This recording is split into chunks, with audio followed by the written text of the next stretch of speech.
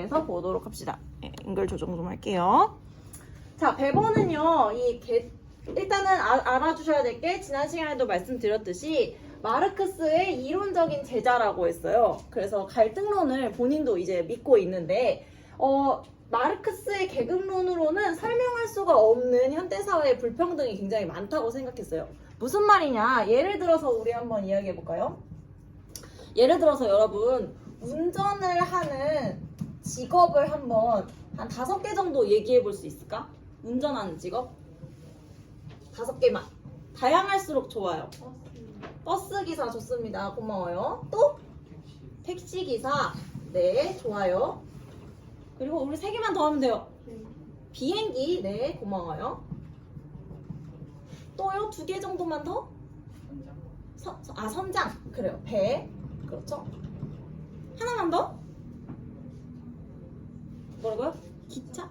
그래요. 고마워요. 기차 운전하는 사람. 그래요. 다양한 아주 운송수단이 나왔는데 지금 이 얘기를 왜 했냐? 여러분, 예를 들어서 이 운전을 하는 사람들이 전부 다 본인 소유가 아니라 회사가 가지고 있는 회사 소유의 어떤 물건들을 운전하는 사람이라고 가정을 해봅시다. 그러면 이 사람들은요, 마르크스의 분류에 의하면은 전부 다 어떤 계급이요? 지배 계급이에요? 피지배 계급이에요? 피지배 계급이죠. 그러면 마르크스에 의하면은 이 사람들은 전부 다 피지배 계급일 것이다. 여기까지는 여러분도 오케이. 좋아요. 근데 우리가 방금 전에 복습할 때 봤던 것처럼 마르크스는 같은 계급을 가진 사람들은 뭐를 가진다고 했죠? 계급의식. 그래서 우리는 같은 피지배 계급이니까 우리가 힘을 합쳐서 혁명을 통해서 이 사회를 바꿔야 된다라고 하는 서로를 동료라고 생각한다고 했어요. 마르크스에 의하면. 근데 여러분이 생각하기에 어때요? 예를 들어 비행기를 조종하는 사람이랑 예를 들면 버스를 운전하는 사람이랑 서로를 동료라고 생각을 할까? 그러기에는 조금 어렵죠. 우리가 왜 꼭 집어서 아니에요 라고 말하기는 좀 어렵지만 그렇다고 동료라고 생각할 것 같아요 라고 말하기는 또 좀 아닌 것 같단 말이에요. 그래서 이제는 베버에 의하면은 더 이상 이 계급의식이라는 게 존재하기가 좀 어렵다. 그러니까 우리는 예전에 보던 경제적인 차원 하나만을 가지고 사람들을 나누는 계급이라는 개념으로는 더 이상은 현대사회 불평등을 설명하기 어렵다. 그러니까 우리는 다른 차원의 어떤 기준들이 필요하다라고 이야기를 하게 된 거죠. 그래서 베버는 자신만의 이 계층이라는 개념을 가지고 불평등을 설명을 하게 됩니다. 그럼 계층이라는 건 뭐냐? 여기 있습니다. 바로 뭐냐면 3가지 권력, 계급, 그리고 위신이라고 하는 3가지의 차원을 통해서 사람들의 위치를 분석을 하려고 하는 시도를 우리가 계층이라고 생각하시면 돼요. 이게 새로운 말처럼 들리지만 제가 지난번에 말씀드렸던 그 3개 차원 외우세요. 부, 명예, 권력 그거랑 똑같은 거예요. 권력 저번에 얘기했던 거고 계급이라는 거는 마르크스의 계급론의 개념을 그대로 가져온 것이기 때문에 우리가 이제 말했던 부의 차원을 말하는 거고요. 그 다음에 위신은 지난 시간에도 얘기했죠? 명예랑 같은 말이라고. 그래서 부와 명예와 권력이라고 하는 3가지의 차원에서 사람들의 위치를 분석을 하려고 하는 것이 이 마르크스가 아니라 베버의 계층 이론이라고 볼 수가 있겠습니다. 그래서 베버는 이 3가지 요인에 의해서 사회 불평등을 설명을 했는데요. 다 같은 말의 반복이라서 우리 여기 볼까요? 여기 특징의 2번째 점을 볼게요. 베버의 계층론은 그래서 마르크스랑은 다르게 계층화를 연속적이고 복합적으로 나타나는 사회 구성원들의 서열화라고 생각을 합니다. 이게 무슨 말이냐? 우리 방금 전에 예시 들었던 걸로 조금 이야기를 해볼게요. 지금 우리가 예시에 썼던 거는 이 2개니까 얘네 2개를 살립시다. 버스 운전을 하는 사람과 비행기를 운전하는 조종사를 놓고서는 예를 들면 베버는 계층을 이런 식으로 분류하는 거예요. 우리가 지금 3가지 차원으로 분석하겠다고 했죠. 어떤 차원? 부랑 명예랑 권력의 차원에서 이 사람들의 위치를 한번 분석을 해보자고 하는 거죠. 한번 해볼게요. 지금 비행기 조종사도 마찬가지로 이렇게 3가지 차원에서 한번 분석해볼 겁니다. 자, 버스 기사를 만약에 예시로 들었을 때 이 사람은 부의 차원에서 사회적인 위치를 상, 중, 하로 만약에 해본다면 어느 정도의 위치에 차지한다고 볼 수가 있을까? 그냥 여러분 찍으세요. 괜찮아요. 우리 다 세상 물정 잘 모르잖아요.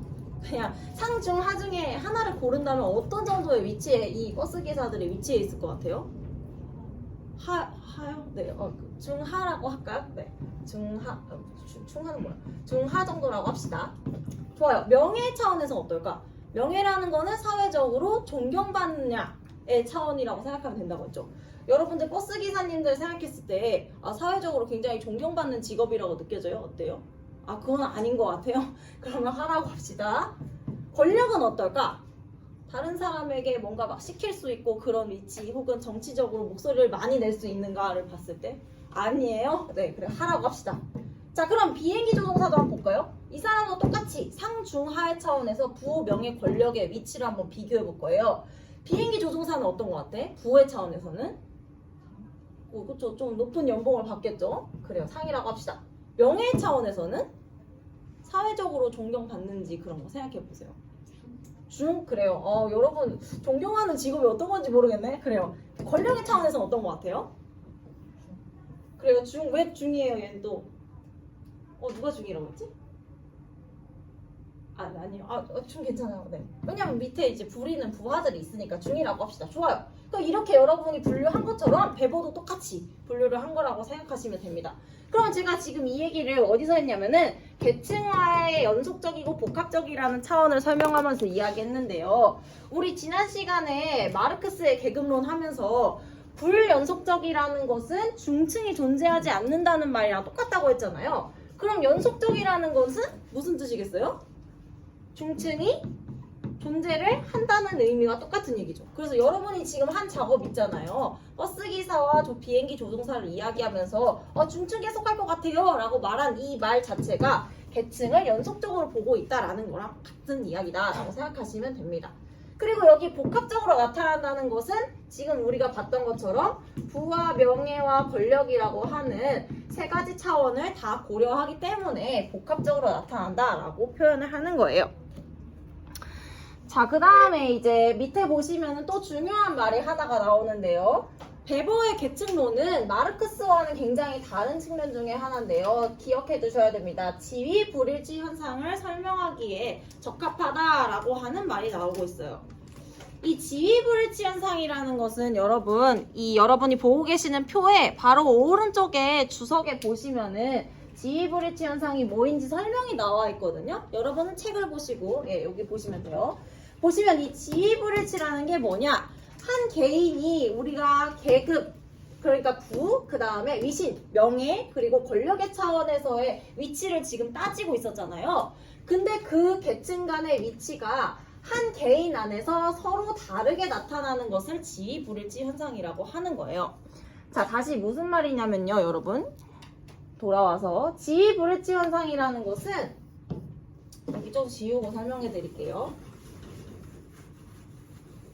한 개인이 가지고 있는 우리가 지금 부와 명예와 권력의 차원에서 한 사람이 가지고 있는 위치에 대해서 분석을 하는 게 계층이라고 했잖아요. 근데 이 지위불일치 현상은 부, 명예, 권력에서 사람들 한 사람 안에서 가지고 있는 위치가 다른 현상을 말하는 건데 예를 들어서 하나 설명을 해봅시다. 예를 들어서요, 여러분, 마피아 조직에 두목이 있다고 칩시다. 이 사람이 제가 봤을 땐 지위불일치 현상을 설명하기에 가장 좋은 예시라고 생각이 들거든요. 이 사람은 마피아 조직의 보스인데요. 마약 거래를 해가지고 굉장히 많은 돈을 모은 그런 사람이라고 칩시다.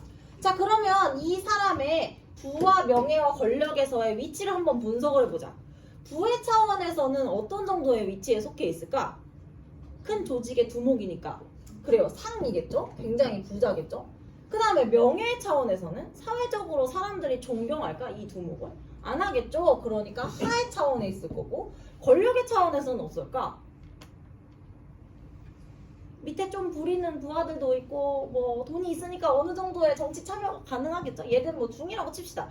그러면 이렇게 놓고 봤을 때 이 사람은 부와 명예와 권력의 차원에서 차지하고 있는 위치가 어때요?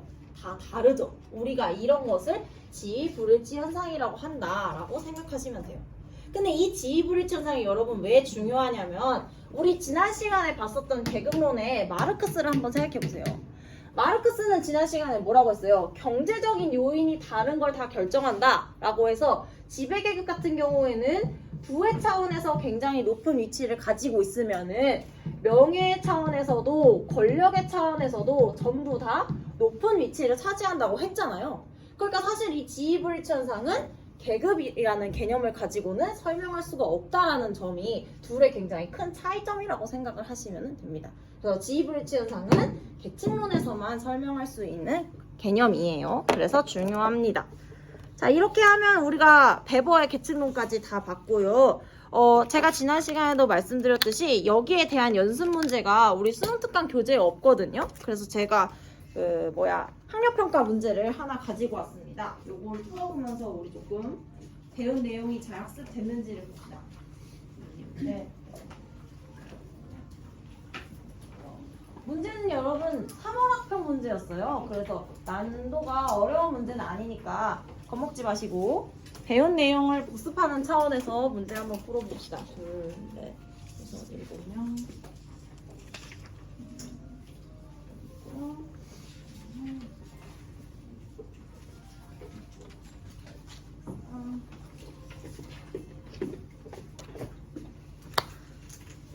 지금 56분이니까요. 제가 한 59분 정도까지 시간을 드려볼게요.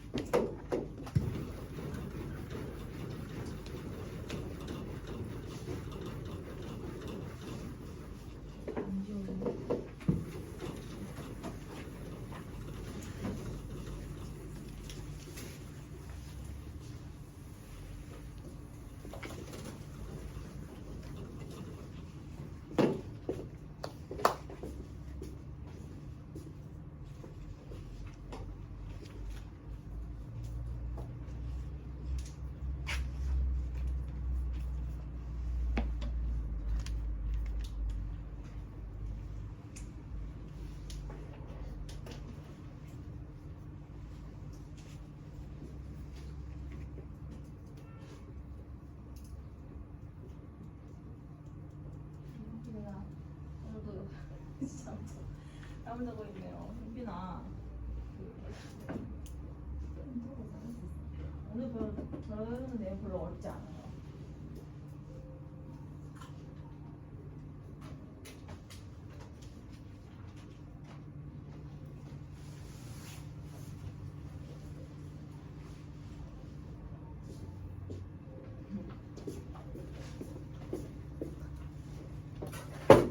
이제 58분이니까 59분 되면은 같이 한번 풀어봅시다. 돌아다니면서 보니까 대부분 잘 푸는 것 같거든요.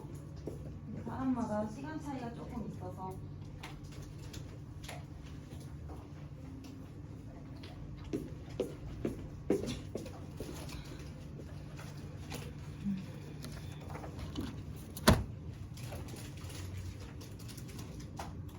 자, 봅시다. 다음 자료에 대한 옳은 설명을 보기에서 고른 것은 이라고 했습니다. 자, 여기 문제를 보면은 교사가 사회 계층화 이론 A와 B에 대해서 설명해달라 라고 했어요. 답은 지금 A는 생산수단의 소유 여부만으로 계층을 구분한다 라고 했어요. 생산수단의 소유 여부만으로 구분한 사람은 누구예요? 계급이론과 계층이론 중에? 그렇죠. 계급이론이죠. 그러니까 만약에 갑이 맞는 말을 했다고 가정했을 때 A는 계급이론이 되겠다라는 것을 알 수가 있죠. 을 볼게요. B는 사회 계층화를 연속적인 서열화 현상으로 본다. 연속적이라는 것은 아까 무슨 말이라고 했지? 어떤 계층이 존재한다는 거? 그렇죠. 중층이 존재한다는 거. 그러면은 중층이 존재한다고 본 이론은 둘 중에 뭐예요? 그렇죠. 계층 이론이죠. 그래서 B는 계층 이론이 되겠다. 을이 맞다면. 그 다음에 병을 볼게요. A는 B와 달리 경제적 요인이 사회 계층화에 영향을 미칠 수 있음을 인정한다 라고 했어요. 자, 우리가 배웠던 거 계급 이론과 계층 이론 한번 비교해 봅시다. 계급 이론은 경제적인 요인이 불평등에 미치는 영향 따져요, 안 따져요? 따지죠. 뭘로? 생산수단이라고 하는 것으로 따지죠. 계층 이론은 어때요? 경제적인 요인 중요하게 생각하나요? 하죠. 부, 명예, 권력 세 가지를 따지니까 얘도 따진단 말이죠. 그러니까 얘는 지금 잘못된 보기예요. 뭐가 틀렸어요? 그렇죠. 달리라는 보기가 틀렸죠. A와 B는 모두 다 경제적인 요인을 따진다. 자주 나오는 표현이에요. 자, 그러면 지금 선생님이 3명 중에 1명만 틀린 설명했다라고 했으니까 여기서 말씀하신 한 사람은 누구겠어요? 병이겠죠. 그러니까 갑과 을은 맞는 설명을 했다라는 것을 알 수가 있고 우리가 위에서 찾은 대로 A, B는 각각 계급 계층 이론이 되겠죠. 자, 그럼 그대로 기억을 봅시다. 기억을 보면 기억은 병이다. 맞죠? 그래서 기억은 맞는 설명. 니은 볼게요. A는 계급 이론, B는 계층 이론. 오, 맞네요. 니은도 정답이 되겠죠. 디귿 보겠습니다. A는 B보다 지위불일치 현상을 설명하는 데 적합하다. 지위불일치, 우리 방금 전에 배웠던 거예요. 지위불일치는 한 사람의 부와 명예와 권력에서의 위치가 다른 거. 이건 누가 설명할 수 있는 거예요? 둘 중에? 그렇죠. B가 설명할 수 있는 거기 때문에 틀렸죠. 리을 보겠습니다. B는 A와 다르게 동일한 계급에 속한 사람들 간에 강한 연대의식이 형성됨을 강조한다. 자, 여러분 지금 제가 밑줄 그은 거 4글자로 줄이면 무슨 의식이에요? 계급의식. 그러니까 이 계급의식을 강조한 것은 계급론이에요? 계층론이에요? 계급론이죠. 계층론은 계급의식이 더 이상 발생할 수 없다라고 생각했기 때문에 얘도 틀렸죠. 그래서 정답은 기억, 니은에서 1번이 되겠습니다. 자, 그러면 우리 이제 연습 문제 풀었으니까 한 장 더 넘기셔가지고 기능론과 갈등론의 사회 불평등 현상을 바라보는 관점 나가보도록 합시다. 이게 뭐요? 여러분 제가 지난번에도 말씀드렸던 것처럼 이 기능론과 갈등론의 사회 불평등 현상을 바라보는 관점은 요즘에 이렇게 단독으로 출제가 되는 부분은 아니에요. 요즘에는 기능론과 갈등론에 대해서 물어보는 문항에서 보기 한두 개 정도로만 출제가 되는 부분이다. 그래서 너무 부담은 갖지 말되 알아는 두어야 된다라고 생각을 하시고 1단원에서 우리가 그때 공부 굉장히 열심히 했잖아요. 그 내용을 좀 상기하면서 같이 내용을 공부를 하면 쉽게 할 수 있습니다. 자, 일단 불평등 현상을 바라보는 기능론의 관점에 대해서 먼저 이야기를 해보도록 합시다. 우리 이걸 이야기하기 전에요. 기능론에 대해서 조금 복습을 해보자면은 1단원에서 기능론 배울 때 기능론이 토대를 두고 있는 이론이 있다고 했어요. 5글자. 땡땡땡땡땡 설. 뭐였지? 그죠. 사회유기체설에 기능론은 토대를 두고 있다라고 했어요. 사회유기체설이 뭐였는데? 사회를 뭐에 비유하는 거? 유기체. 다른 말로 하면 사회를 몸에 비유하는 이론이다 라고 했었죠. 이 이야기를 지금 왜 하냐? 우리가 하는 이 사회 불평등 이야기랑 관련이 있기 때문에 그렇거든요. 자, 여러분 사회유기체설은 사회를 몸에 비유하는 거라고 했으니까 우리 한번 몸 얘기 나온 길에 밸런스 게임 하나 해봅시다. 여러분이 진짜 장기 중에 뭐 하나를 꼭 포기해야 되는 상황이 있다고 쳐봐요. 제가 보기를 드릴게요. 여러분이 포기를 하나를 꼭 해야 돼. 뇌랑 손가락 중에 꼭 하나를 포기를 해야 된다면은 여러분 뭐 포기할 거예요? 그죠? 손가락을 포기하겠죠. 왜 손가락을 포기할 거야? 뭐 대답할 때 자신 있게 대답하다 이게 철학적인 질문 아니야. 왜 너는 손가락 포기해? 뇌는 없으면 어떻게 돼요?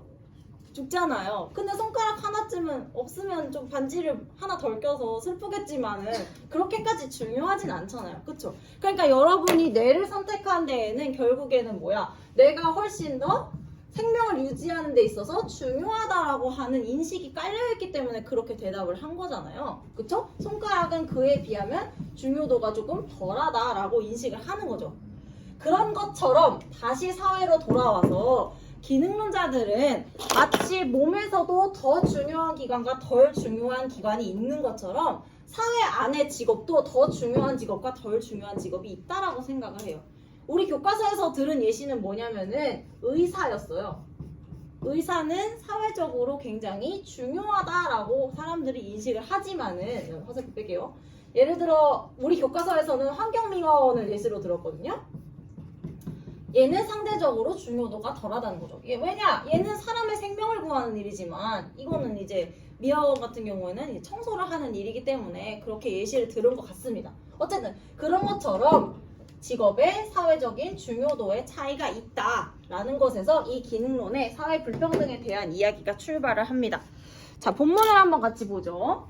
기능론자들은 그래서 사회 불평등이 발생하는 이유는 여기 나와 있죠. 사회 전체의 필요에 의해서 결정되는 직업별 사회적 중요도의 차이가 있다. 여기에 동그라미 1번 붙여볼까요? 이게 큰 전제예요. 기능론에. 사회 안에는 기관이 중요하고 덜 중요한 게 있는 것처럼 더 중요한 직업과 덜 중요한 직업이 있다라는 거죠. 그리고 결국에는 더 중요한 직업과 덜 중요한 직업이 있기 때문에 차등분배, 누군가에게는 돈을 더 많이 주고 누군가에게는 돈을 덜 줄 수밖에 없다라는 게 이 기능론자들의 이야기예요. 그러니까 다시 돌아와서 보면 의사가 훨씬 더 사람의 생명을 살리는 중요한 일을 하니까 사회적으로 돈이라고 하는 보상을 더 많이 주는 것이 당연하고, 환경미화원은 사람을 살리는 것처럼 중요한 일을 하는 게 아니기 때문에 사회적으로 보상이 적을 수밖에 없다라고 보는 거죠. 그래서 이 직업별 중요도에 따라서 차등분배, 누구에게는 많이 주고 누구에는 적게 줄 수밖에 없다라는 겁니다. 자, 그런데 이러한 배분의 기준은 누가 정했냐? 여기 보시면은 이제 개인의 노력, 능력, 업적과 같이 여기가 중요해요. 사회 전체적으로 합의된 기준에 의해서 주는 거다라고 봤죠. 동그라미 2번 붙여볼까요? 여러분, 근데 이거는 새로운 내용이 아니에요. 왜? 우리가 1단원에서 기능론 배울 때 배웠던 내용 혹시 기억나시는지 모르겠는데 우리가 필기를 했었잖아요, 그때? 그래서 가장 마지막에 기능론의 특징 중에 하나가 기능론은 사회가 굉장히 잘 유지된다고 보는데, 왜냐? 구성원들이 법을 잘 지켜서 유지된다고 했죠. 근데 그 법은 누가 만든 거라고 했어요? 사회 전체가 합의해서 만든 거라고 했죠. 그거랑 지금 똑같은 내용이에요. 그러니까는 누구에게 돈을 더 많이 줄지도 사회 전체가 합의했다라고 봤다라는 게 기능론자들의 입장이다라고 생각하시면 됩니다. 자, 그래서 이 기능론자들은 불평등에 대해서 바라보는 입장이 이제 3번에 나와 있는데요. 기능론자들은 불평등을 어떻게 생각하냐? 일단 첫 번째로는 사회 구성원들에게 성취 동기를 부여하는 기능을 하고 있다고 보고 있어요. 이 사회 구성원들에게 성취 동기를 부여한다는 건 무슨 말이냐면은 직업의 중요도가 다르고 그것에 따라서 보상을 받을 수 있는 정도가 다르기 때문에 여러분도 지금 보면은 공부를 굉장히 열심히 하고 있잖아요. 그렇죠? 지금 굉장히 배고프고 힘든데 참고 지금 수업 듣잖아요. 왜 듣는 거예요?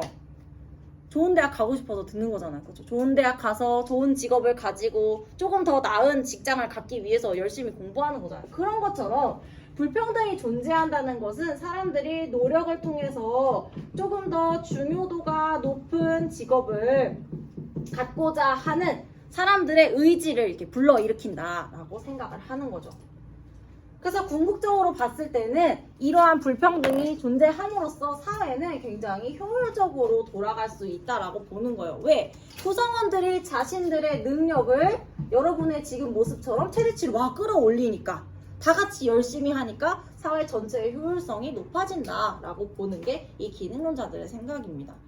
그래서 지금 이 사회가 효율적으로 작동하는 데 기여한다라는 멘트에서 볼 수 있는 것처럼 기능론자들은 기본적으로 사회 불평등에 대해서 어떻게 생각하냐면은 일종의 긍정적인 현상이라고 생각해요. 그러니까 사회 불평등이 좀 이렇게 안타까운 일이긴 하지만 그래도 이런 사회의 효율성을 높여주는 기능을 하는 그런 현상이다라고 보는 입장입니다. 이어서 볼게요. 사회 불평등은 기능론자들은 이렇게 봐요. 각 지위나 직업을 담당하는 데 필요한 능력을 갖춘 인재들이 적재적소에 배치될 수 있기 때문에 마찬가지로 사회 전체의 효율성이 높아진다라는 이야기를 합니다. 이건 또 무슨 말이냐? 인재가 적재적소에 배치된다는 것은 무슨 말이냐면은 더 똑똑한 사람들이 더 중요한 직업을 가지게 되잖아요. 그것이 이제 봤을 때는 사회 전체적으로는 효율적인 일이다라고 보는 거죠. 그러니까 어떻게 말하면은 똑똑한 사람들이 중요한 일을 하는 것이 훨씬 더 효율적인 거잖아요. 기능론자들의 입장에서는 그렇게 생각을 하는 겁니다. 자, 그래서 이제 네 번째 보시면은 사회 불평등에 대해서 기능론은 어떻게 평가를 하냐? 사회 불평등은 시대와 사회를 초월해서 나타나는 보편적인 현상이지만 여기가 중요해요. 사회의 유지와 발전을 위해서 불가피한 현상이다. 여기에 동그라미 3번 합시다. 불가피하다. 기능론자들은 사회 불평등이 보편적인 현상이라는 것은 인정해요. 우리 이거 지난 시간에도 얘기했었죠? 왜? 사회 문화 현상이기 때문에 보편성과 특수성을 동시에 가지는 거 이건 당연한 거고요. 여기가 중요한 거죠. 사회 불평등은 불가피하다는 건데 이 불가피라는 건 무슨 말이냐? 이것도 한자어잖아요. 이 피자가 피하다 할 때의 피자예요. 가자는 가능하다. 불자는 아니 불자죠. 그러니까 무슨 말이냐? 피하는 것이 가능하지가 않다. 조금 더 쉬운 말로 표현하면은 어쩔 수가 없다는 거예요. 그러니까 사회 불평등 현상이라는 건 어쩔 수 없이 존재할 수밖에 없다. 왜? 아니 더 중요한 사람한테 보상을 많이 주는 게 당연한 건데 그럼 어떡하니? 그게 이제 기능론의 입장이다 라고 생각을 하시면 되겠습니다. 그래서 기능론자들은 사회 불평등 현상이라는 거는 우리가 막 해결을 해야 되는 그런 문제라고 인식하기보다는 어쩔 수 없는 일이야. 그리고 어찌 보면은 좋은 일이야 라고 생각을 한다 라고 보시면 되겠습니다. 자, 이제 내려가서 갈등론의 입장을 보도록 합시다. 여러분 어떻게 보면 기능론보다 갈등론의 입장은 우리가 1단원을 공부하면서 느끼셨겠지만 훨씬 더 심플하잖아요. 왜? 갈등론은 이 사회가 잘못된 게 다 누구 탓이에요? 누구 탓이지? 지배계급 탓이잖아요. 그거를 생각하시면 됩니다. 그래서 이 사회의 부조리한 구조는 전부 다 지배계급 탓. 그리고 그것은 바꾸어야 된다. 혁명을 통해서 그 이야기를 생각하면서 이거를 보시면 되겠어요. 자, 1번부터 보도록 합시다. 갈등론의 사회 불평등의 발생 원인 볼게요. 갈등론은 사회 불평등이 발생하는 이유가 지배와 피지배 관계의 유지 그리고 계급 재생산을 위해서 지배 집단이 만든 분배 구조에 따른 차등 분배 때문이다 라고 보고 있어요. 아까 우리가요 기능론에서 동그라미 1번에다가 직업별 사회적 중요도에다가 동그라미 1번을 붙였잖아요. 갈등론은 아까 우리가 기능론에서 이야기했었던 직업의 사회적 중요도의 차이라는 것은 없다라고 생각해요. 그러면 우리가 지금 생각하는 그래 의사가 더 중요한 일을 하는 거지 사람 살리니까 라고 여러분도 그렇게 동의를 했을 텐데 그렇게 생각하는 것은 결국 누가 만든 거냐? 지배 집단이 만들어낸 그냥 환상이라고 생각을 하는 겁니다. 그래서 여기다가 이제 동그라미 2번 이렇게 붙여주시면 좋겠어요. 아까 기능론에서 말했던 직업의 사회적 중요도라는 것은 말이 안 되는 거다. 누가 만든 거다? 그거는 2번 지배 집단이 만들어낸 이야기에 불과하다라는 거죠. 그리고 우리는 거기에 굉장히 착실하게 이렇게 수능을 해가지고 공부를 열심히 하고 있다라고 보고 있는 겁니다.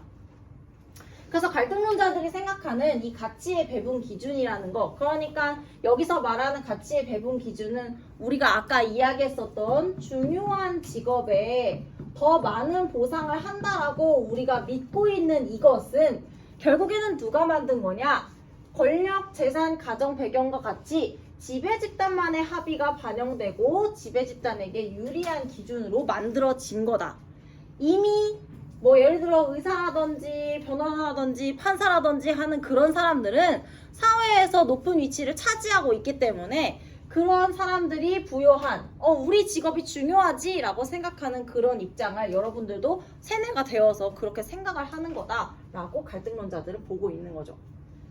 그래서 이제 갈등론자들의 사회적 불평등을 바라보는 기본적인 입장은 첫 번째, 사회적 희소가치가 지배 집단에게 유리한 기준에 따라 분배되고 있기 때문에 지배 집단의 이익을 보장하고 피지배 집단 구성원의 계층 상승을 억압함으로써 계급을 재생산한다. 여기가 이제 중요한 이야기죠. 우리 이거 1단원에서 이미 이야기했었어요. 계급 재생산. 1단원에서 학교 교육 이야기하면서 얘기했었던 거 기억나시죠? 학교 교육이 어떤 역할을 하냐라고 했을 때 지배계급의 자녀들이 다시 지배계급으로 만들어지는 과정에 있어서 학교의 교육이라는 것이 굉장히 그 역할을 잘 수행한다라고 이야기했었잖아요. 여러분들이 지금 배우는 내용이 여러분들에겐 굉장히 어렵지만 어렸을 때부터 많은 교양을 쌓아오고 막 많은 사교육을 받은 그런 아이들에게는 어렵지가 않다. 근데 얘들이 학교 교육을 통해서 성적이 높으니까 내가 좋은 대학, 좋은 직장에 가는 게 당연한 것처럼 그렇게 정당화되는 이 구조가 계속 생기게 되는데 우리는 이 구조를 계급 재생산이라고 했었죠. 그래서 불평등한 구조가 계속 이어지게 된다라는 이야기 1단원에서 했었습니다. 그래서 갈등론자들은 지금의 불평등한 구조가 계속 이어지게 됨으로써 사회적 갈등과 대립이 계속 이어지게 된다라고 보고 있죠. 그래서 이 갈등론자들은 사회 불평등에 대해서 어떻게 생각을 하냐? 사회 불평등은 보편적인 현상이긴 해요. 왜? 사회문화 현상이니까 보편성과 특수성을 동시에 가지죠. 그러나 불가피하지는 않다. 이게 이제 기능론자들이 이야기했던 이 전제를 뒤집는 거죠. 사회 불평등 현상은 불가피한 게 아니고 그러면 뭐냐? 지배계급에 의해서 만들어낸 현상이다 라고 보는 거예요. 원래는 평등하게 사는 게 맞는데 지배계급이 자기들이 이미 좋은 직업을 다 차지하고 있으면서 우리 직업이 중요한 거니까 우리가 더 보상 많이 받아야 돼 라고 다른 사람들을 세뇌를 시키고 그리고 그 부당한 구조가 계속 이어지게 된 거기 때문에 사회 불평등은 피할 수 없는 현상이 아니라고 보는 거죠. 그럼 어떻게 해결을 해야 되냐? 우리가 배웠던 것처럼 혁명을 통해서 사회 구조를 바꾸어가지고 모두가 다 평등한 사회로 나아가야 된다라고 보고 있죠. 그래서 궁극적으로는 이제 공산사회를 추구를 해야 된다라고 보는 게 이 갈등론자들의 생각이죠. 모두가 평등하게 분배받는 사회가 돼야 된다라고 보고 있습니다. 그래서 여러분 기능론과 갈등론의 대전제 직업의 사회적 중요도라는 게 있다와 없다를 가지고 불평등에 대한 입장이 나뉜다라고 생각을 하시면 되겠어요. 자, 그러면은 이제 우리 연습 문제 풀고서 여러분이 학습을 잘했는지 한번 체크를 해봅시다. 바로 옆에 107페이지에 보시면은 4번 문제가 있거든요. 4번 문제가 아주 기초적인 내용을 복습하는 문제입니다. 요거 문제 푸는데 한 3분 정도 드릴게요. 지금 17분이니까 한 20분쯤에 같이 물어봅시다.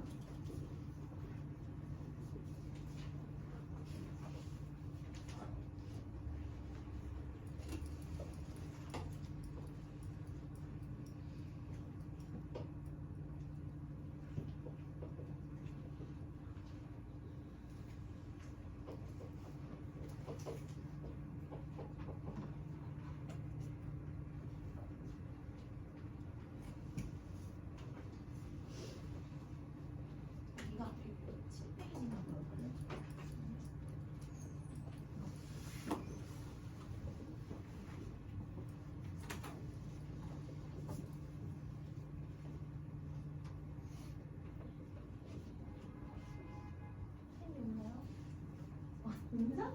네. 이제 좀 근데 째려보는 것보다는 문제를 손을 대고 푸는 게 잘 풀려요.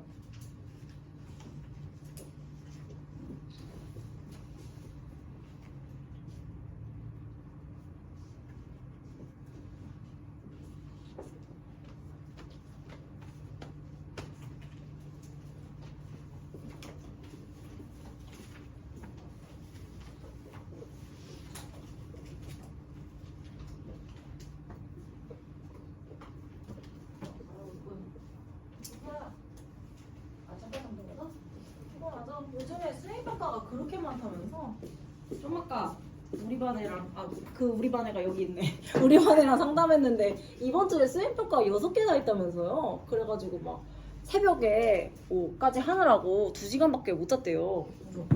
저는 좀 약간 이렇게 이걸 회복하고 돌아왔는데 여러분이 막 다 농태눈이 돼 있어가지고 애들이 상태가 왜 이런가 생각을 했는데 수행평가 때문이었던 걸로. 얼마나 피곤하겠어요. 에휴 참. 근데 이렇게 말하는 저도 수행평가 여러분들한테 내가지고 굉장히 죄송한데 뭐 어쩌겠습니까. 그래도 우리 1학기까지만 열심히 하면 수행평가의 압박은 좀 끝나니까 뭐 그걸로 위안을 삼읍시다. 얼마 안 남았어요. 되게 막 많이 남은 것 같지만은 6월 한 달 지나면은 사실상 끝이잖아. 우리 7월 초에 그거니까 기말고사니까 그죠? 그러니까 한 달만 조금만 더 버티면은 우리 진짜 이제 조금의 마음의 여유를 가질 수가 있어요. 자, 자, 그때까지 좀만 힘냅시다. 4번 봅시다. 사회불평등 현상을 바라보는 갑과 을의 관점에 대한 옳은 설명을 고르래요. 우리 이제 이런 거 굉장히 많이 보고 잘 하죠. 기능론 갈등을 많이 봤으니까. 갑부터 볼게요. 사회적 희소가치의 차등분배 제도는 뒤에 나오죠. 지배집단의 이익을 보호하기 위한 수단에 불과하다. 그러니까 어떤 사회제도가 지배집단한테만 좋은 거야 라고 보는 입장은 우리가 배웠던 둘 중에 누구예요? 갈등론이죠. 그 다음에 두 번째, 을 볼게요. 사회적 희소가치가 능력과 업적에 따라 차등 분배된다. 그래서 사회는 효율적으로 작동하고 있다 라고 보는 입장은 누구예요? 기능론이죠. 그래서 기능론자들은 능력과 업적, 그러니까 능력을 올려서 중요한 직업을 갖게 되면 더 많은 보상을 가질 수가 있다 라고 보는 그런 입장. 그래서 그렇게 하면 다들 최대치의 능력을 발휘하니까 효율적이다. 기능론이죠. 기억 볼게요. 갑의 관점은 사회적 희소가치가 사회 전체의 합의를 반영한 기준에 따라 분배된다고 본다. 여기서 핵심은 사회 전체의 합의를 반영한 기준에 따라 분배하냐라는 거죠. 이렇게 생각하는 관점은 둘 중에 누구예요? 우리가 다 같이 합의한 기준에 의해서 분배하는 거야. 이거는 기능론이죠. 기능론은 사회 전체가 합의한 법을 사람들이 잘 따른다고 본다고 했어요. 1단원에서. 그걸 생각하시면 됩니다. 그러니까 얘는 아니죠. 2번 볼게요. 을의 관점은 원칙적으로 사회 불평등 현상을 사회 문제로 간주하지 않는다. 아까 이거 제가 얘기했었죠. 을의 관점, 기능론자들은 사회 불평등이 사회 문제라고 보지 않아요. 왜? 이거는 효율성을 높여주는 좋은 기능을 하고 있다고 보기 때문에 그렇습니다. 디귿 볼게요. 갑의 관점은 을의 관점과 달리 직업별 사회적 중요도에 차이가 존재한다고 본다. 이거 굉장히 아쉽다. 이거 디귿번은 뭐를 좀 살짝 바꿔주면 맞는 말이 되거든요. 얘는 뭐를 바꿔주면 맞는 보기가 될까? 직업별 사회적 중요도에 차이가 존재한다고 본 건 누구였어요?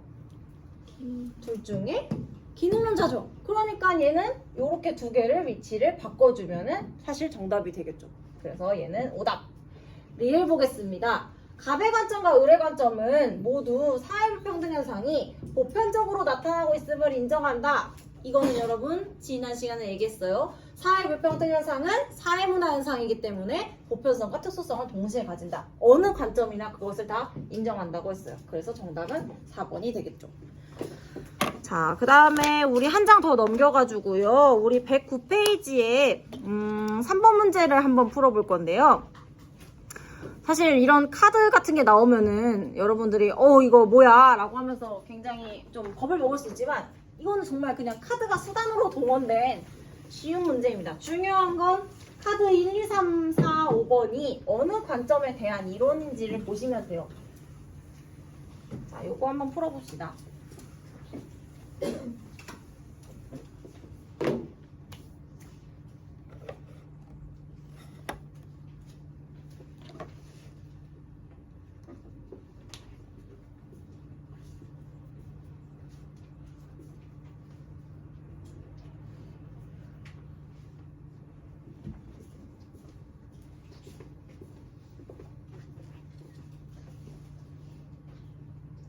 일단은 각각의 카드가 어떤 관점에 해당하는 건지를 메모를 해놓고 그 다음에 문제를 푸시면은 빨리 풀 수가 있겠죠?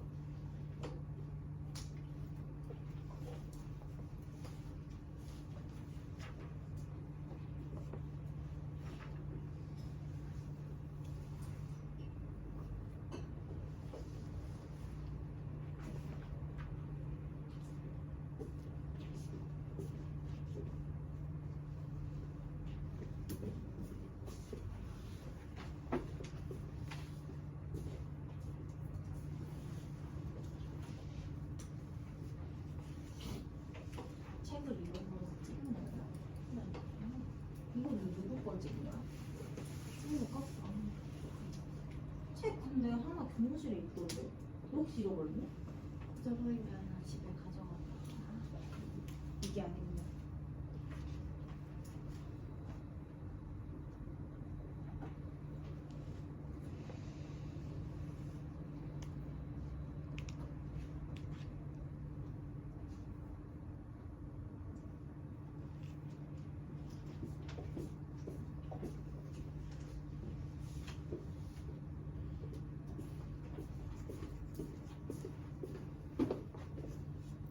벌써 25분이 됐네요. 마치기 5분 전이라서 조금 문제를 이제 같이 풀어봐야 될 것 같은데, 일단은 우리 카드 1, 2, 3, 4, 5번이 어떤 관점인지 확인하는 게 제일 중요하니까 그걸 하고 그 다음에 시간이 조금 더 여유가 있으면 밑에 보기도 같이 봅시다.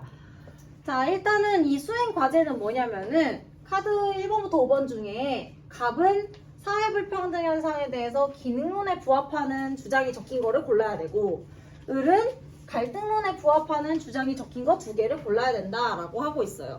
자, 각각의 관점 뭔지 볼까요? 1번부터 봅시다.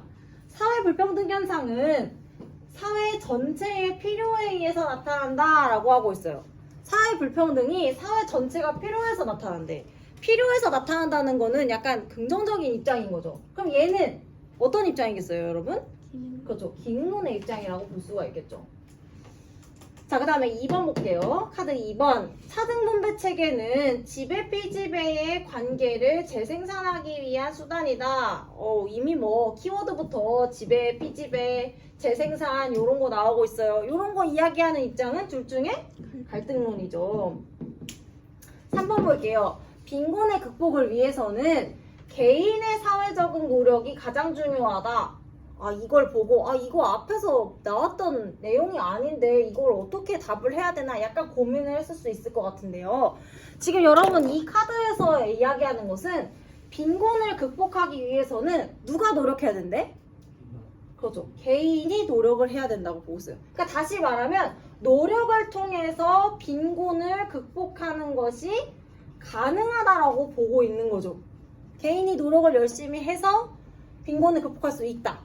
그러니까 현재 사회 구조가 뭔가 문제가 있다라고 보기보다는 노력을 통해서 개인이 더욱더 중요도가 높은 직업을 가지게 되면 결국에는 빈곤을 극복하는 거잖아요. 그러니까 이 말은 굉장히 짧긴 하지만 얘는 2개 중에는 기능론에 해당하는 서술이라고 볼 수가 있습니다. 이렇게 기능론은 개인의 노력을 굉장히 중요하게 생각을 해요. 노력해서 바꿀 수 있다고 보고 있어요.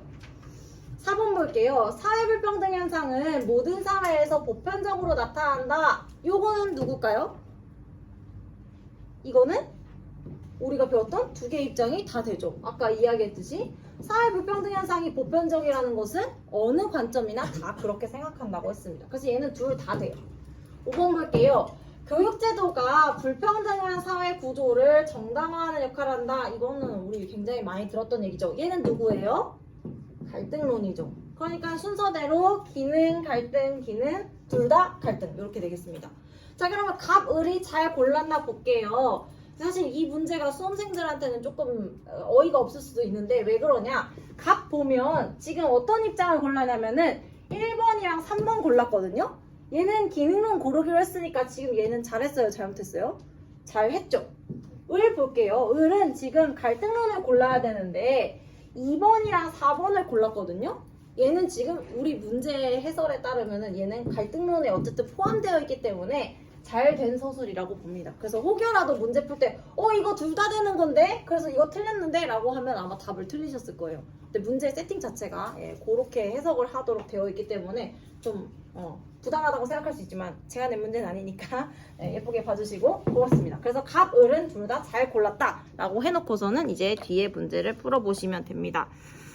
자, 여기 뒤에 문제도 보기에도요, 지금 아마 풀다 보시면 지금 시간이 2분밖에 안 남아서 다 해설을 해드릴 수는 없지만 다른 친구들 푸는 거 보면은 보기 4번을 가지고 답이라고 생각했는데 답이 아닌 경우가 제법 많이 있거든요. 요것만 언급을 하고 넘어가도록 합시다. 이 보기 4번 같은 경우에는 기억은 니은과 달리 기억은 지금 기능론이었고요. 니은이 갈등론이었는데 사회불평등 현상이 집단 간의 갈등을 초래할 수 있음을 부정한다 라고 나와 있죠. 지금 여기 길게 나와 있는 사회불평등이 집단 간 갈등을 초래할 수 있다는 것은 사회불평등으로 인해서 사람들이 어떤 문제 상황을 겪고 사회불평등 때문에 사회 안에서 어떤 그런 높은 직업을 가진 사람과 그렇지 않은 직업을 가진 사람들 간에 위화감이 생길 수 있다는 그 현상 자체를 말하는 거거든요.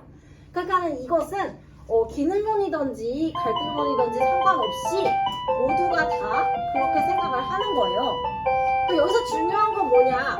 이것을 해결해야 된다고 보는 사람이 있고 해결할 필요가 없다고 생각하는 사람이 있다는 거예요. 사회 불평등 현상이 갈등을 초래할 수는 있어. 근데 그것을 해결해야 돼 라고 보는 입장은 아까 말했던 것처럼 갈등론자들은 이걸 해결해야 된다고 보는 거고 기능론자들은 사회 불평등 현상이 뭐 갈등을 만들 수는 있을 수 있지만 그것을 해결할 필요는 없다라고 보는 게 이제 기능론자들의 입장이다 라고 생각하시면 돼요. 그래서 이 보기는 그런 방향으로 이해하시면 됩니다. 그렇죠? 자, 다음 시간에 요 다음 12강 나갈게요.